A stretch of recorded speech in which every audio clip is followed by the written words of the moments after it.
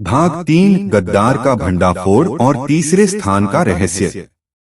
राणा सांगा अपने खेमे में खड़े थे। उनके चेहरे पर गुस्सा और हैरानी दोनों झलक रहे थे। सेनापति रामदास की बात ने उनके मन में शंका का तूफान खड़ा कर दिया था। उनके सामने खड़ा वह व्यक्ति जिस पर वे आंख मूंद कर विश्वास करते थे, क्या सचमुच वही गद्दार था? लेकिन क्यों? यह सवाल उनके मन को कचोट रहा था। गद्दार का पर्दाफाश। संदेह के घेरे में आया व्यक्ति था राजगुरु वज्राचार्य। राणा ने उसे कठोर स्वर में कहा, यह असंभव है। राजगुरु, जिन्होंने मेरे पिता को जीवन भर सलाह दी, वह कैसे गद्दार हो सकते हैं? लेकिन सेनापति रामदास ने कहा, महाराज, आप इसे संयोग समझते हैं कि हर बार दुश्मन को हमारी हर योजना की जानकारी मिलती है, और राजगुरु ही वे हैं जो हर गुप्त योजना में आपके साथ रहते हैं। राजगुरु शांत खड़े थे। उन्होंने कहा, महाराज, यह आरोप गलत है, लेकिन अगर मेरा बलिदान इस रहस्य को सुलझा सकता है तो मैं सत्य की परीक्षा के लिए तैयार हूं। सत्य का परीक्षण? राणा ने राजगुरु और सेनापति दोनों से कहा, हम इसे तभी सुलझा पाएंगे जब तीसरे स्थान का रहस्य खुलेगा। लेकिन मैं यह जानना चाहता हूं कि हमारी सेना और खजाना किसकी वजह से खतरे में है। राजगुरु, आप हमारे साथ चलेंगे। अगर आप दोषी हैं तो सच सामने आएगा। तीसरा स्थान की ओर यात्रा। नक्शे के अनुसार तीसरा स्थान मेवाड़ की सीमा से परे हल्दी घाटी की पहाड़ियों के बीच छिपा था। यह वही स्थान था जहां मेवाड़ का पहला बड़ा युद्ध हुआ था। रास्ता लंबा, खतरनाक और दुश्मनों से भरा हुआ था। जैसे ही राणा और उनकी टोली हल्दी घाटी पहुंची, उन्हें एक प्राचीन मंदिर के खंडहरों का पता चला। यह मंदिर घने जंगलों के बीच छिपा था। राजगुरु ने कहा, यह स्थान वर्षों से त्यागा हुआ है, यहां तक कि इसकी कहानियां भी अब लोग भूल चुके हैं। खंडहरों में छिपा रहस्य। मंदिर के भीतर प्रवेश करते ही उन्हें एक विशाल मूर्ति दिखी। मूर्ति के नीचे एक बड़ा दरवाजा था जिस पर लिखा था, जो अपने भीतर के छल को समाप्त करेगा वही सच्चे खजाने तक पहुंचेगा।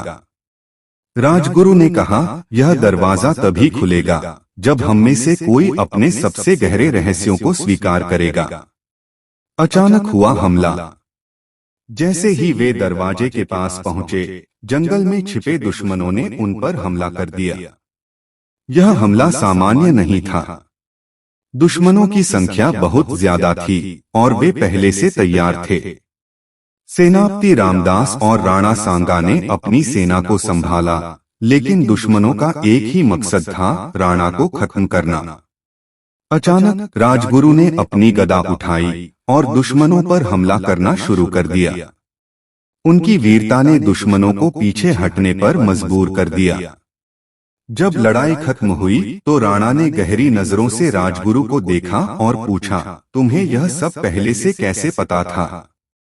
यह कौन लोग थे? सच्चाई का खुलासा। राजगुरु ने एक गहरी सांस ली और कहा, महाराज, यह समय है कि मैं सच कहूं। मैं गद्दार नहीं हूं, लेकिन मैं जानता था कि आपके दरबार में कौन है। वह व्यक्ति जिसने यह सारा षड्यंत्र रचा, वह कोई और नहीं बल्कि आपका चचेरा भाई रतन सिंह है। राणा चौंक गए। रतन सिंह? लेकिन वह तो वर्षों से दुश्मनों के साथ नहीं दिखा। राजगुरु ने बताया, रतन सिंह ने यह सब खजाने के लिए किया। वह जानता था कि यह खजाना मेवाड़ की शक्ति को अपराजेय बना सकता है। उसने मुझे धमकी दी थी कि अगर मैंने उसकी मदद नहीं की तो वह पूरे मेवाड़ को तबाह कर देगा। मैंने आपकी रक्षा के लिए यह राज छिपाए रखा। राजगुरु के सत्य को स्वीकार करते ही मंदिर का दरवाजा खुल गया। भीतर एक और गुफा थी जहां प्राचीन पुस्तकों, अस्त्र शस्त्रों और एक विशाल तलवार का भंडार था। यह वही तलवार थी जिसके बारे में शास्त्रों में लिखा था कि यह मेवाड़ को अपराजय बना सकती है। लेकिन जैसे ही वे तलवार के पास पहुंचे, एक और रहस्यमय संदेश प्रकट हुआ। खजाना प्राप्त करना आसान है, लेकिन इसे बचाना सबसे कठिन। सत्य अभी पूरा नहीं हुआ है। तलवार को सुरक्षित रखने का मतलब था एक नई जिम्मेदारी। लेकिन क्या रतन सिंह यह जानकर चुप बैठेगा? और यह खजाना मेवाड़ के भविष्य को कैसे बदलेगा? देखिए अगले भाग में।